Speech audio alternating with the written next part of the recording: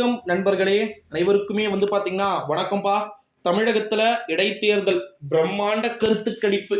வேண்டும் மோடி மீண்டும் மோடி மிக முக்கியமான ஒரு வாசகத்தை முன்னெடுத்ததா நம்முடைய பாரதிய ஜனதா கட்சி எடுத்தது நிறைவேறி விட்டதா? இதை பற்றித்தான் இந்த காணொளியில நம்ம தெள்ளத் தெளிவாக பார்க்க போகிறோம் நண்பர்களே.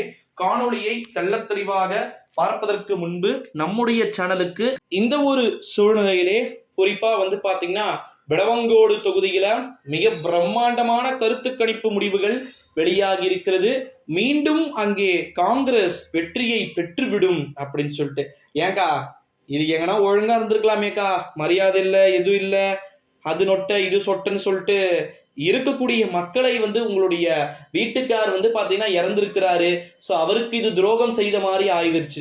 கொரோனா டைம்ல தான் அவர் பாத்தீங்கன்னா இறந்தாரு. குறிப்பா இப்ப அங்க நீங்க போயிட்டு என்னத்தை கிழிச்சீங்க அப்படின்னு தான் காங்கிரஸ்காரன் கேட்கிறான். நீ இப்ப அங்க போயிட்டு என்னத்தை கிழிச்சிட்ட அப்படின்ட்டு.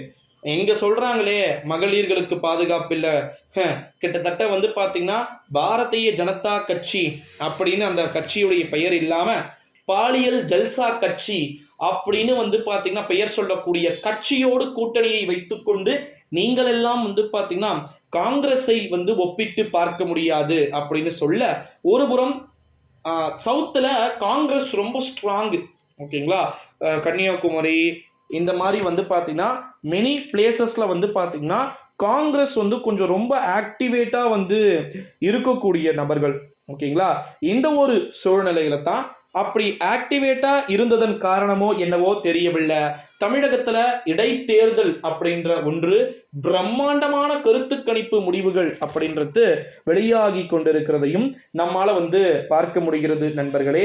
ஸோ அப்படி உண்மையில இடைத்தேர்தல்ல மிக பிரம்மாண்டமான கருத்து கணிப்புல முன்னிலை பெறப்போவது யாரு, லீடிங்க எடுக்க போவது யாரு, நம்ம கண்டிப்பா பார்ப்போமா? கண்டிப்பா கேட்கணுமா இல்லையா? ஏன்னா 2024ஆம் ஆண்டு 2021ஆம் ஆண்டுல அந்த தொகுதியுடைய மக்கள் காங்கிரசின் கை சின்னத்தில் நின்றதாலேயே உங்களை இது பண்ணீங்க. இப்ப விளவங்கோடு தொகுதியில மறுபடியும் பிஜேபி சார்பில் கேண்டிடேட் நிறுத்தி இருக்காங்க, ஏடிஎம்கே சார்பில் கேண்டிடேட் நிறுத்திருக்காங்க. உங்களை நிறுத்தி இருக்கிறாங்களாக்கா? நிறுத்தினா கண்டிப்பா செருப்படி கன்ஃபார்ம்னு தெரிஞ்சே உங்களை நிறுத்தல. இந்த ஒரு சூழ்நிலையிலே எதற்கு இந்த வீண் வேலை? இதுதான் ஒரு கான்செப்டா பாத்தீங்கன்னா இங்க பார்க்கப்படுகிறது. தேவையில்லாத ஒரு வேலை, தேவையில்லாத ஒரு ஆணி அப்படின்னு சொல்லலாம். விஜயதாரணி அக்கா செய்தது.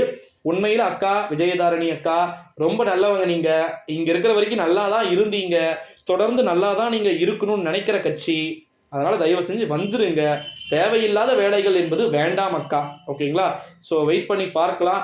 சட்டமன்ற தேர்தலுக்குள்ள எப்படின்னா தாய் கட்சிக்கு வாங்க, ஏத்துப்பாங்க, ஏத்துக்காமலாம் இருக்க மாட்டாங்க, கண்டிப்பா ஏத்துப்பாங்க. தயவு செஞ்சு வாங்க. நன்றி. சந்திப்போம், களத்துல சந்திப்போம்.